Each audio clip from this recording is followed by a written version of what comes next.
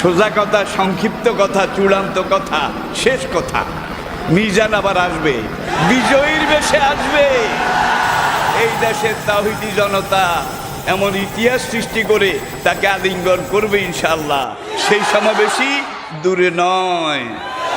মিলে গেল আজ যুগের সাথে, মিলে গেল আজ যুগের সাথে, উগ্র জনতা আজ পথে পথে আসবে আবার ফিরে বাংলার ঘরে ঘরে। ইসলামের বাণী নিয়ে আল আজহারি আসবে আবার ফিরে বাংলার ঘরে ঘরে। ইসলামের বাণী নিয়ে আল আজহারি, আল আজহারি, আল আজহারি, মিজানুর রহমান আল আজহারি, আল আজহারি, আল আজহারি, মিজানুর রহমান আল আজহারি।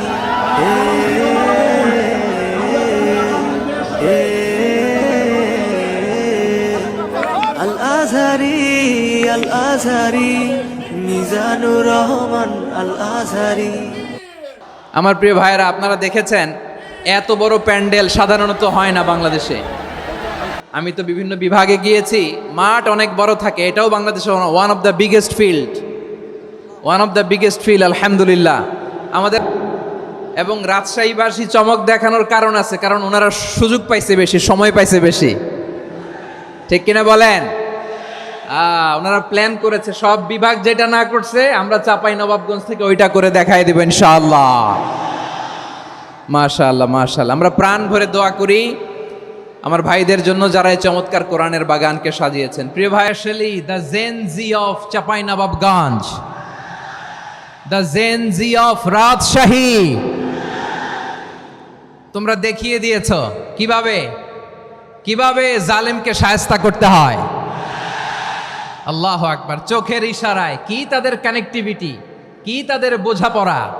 16-17 বছরে যেটা করা যায় নাই, অল্প কয়েকদিনের ব্যবধানে তাদের ইউনিটি গোটা বাংলাদেশকে উজ্জীবিত করেছে। চিৎকার করে বলেন ঠিক কিনা?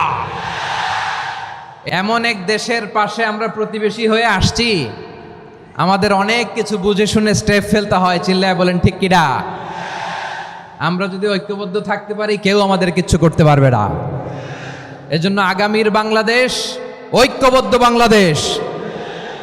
আমরা এমন রাজনৈতিক বন্দোবস্ত চাই যেখানে কেউ কাউকে জুলুম করার সাহস দেখাবে না, নতুন করে আর কেউ জালিম হবে না, নতুন করে ফ্যাসিস্ট হওয়ার সাহসটুকু, দুঃসাহসটুকু কেউ দেখাতে পারবে না।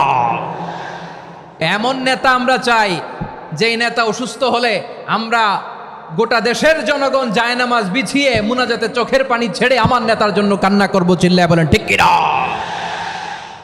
এই শান্ত শিষ্ট ইসলাম প্রিয় শান্তিপ্রিয় মুসলিমদেরকে উস্কানি দেয়া হচ্ছে, উত্তেজিত করার জন্য আমার নবীকে গালি দেয়া হচ্ছে। আরশের অধিপতি আল্লাহ রব্বুল ইজ্জাতের নামে এমন অশ্লীল শব্দ ব্যবহার করা হচ্ছে যেগুলো মুখে তোলা আমাদের পক্ষে সম্ভব না। ধৈর্যের পরীক্ষা আপনারা নেবেন না। সহ্যের সীমা ছাড়িয়ে গেলে জনতা নিজেই আইন প্রয়োগ করার, বিচার করার দায়িত্ব হাতে তুলে নিবে। নবীকে ভালোবাসা ইমানের অংশ শুধু এতটুকু নয়, আমার নবীর ভালোবাসাটাই হচ্ছে ইমান। চিল্লায় বলো ঠিক কিনা?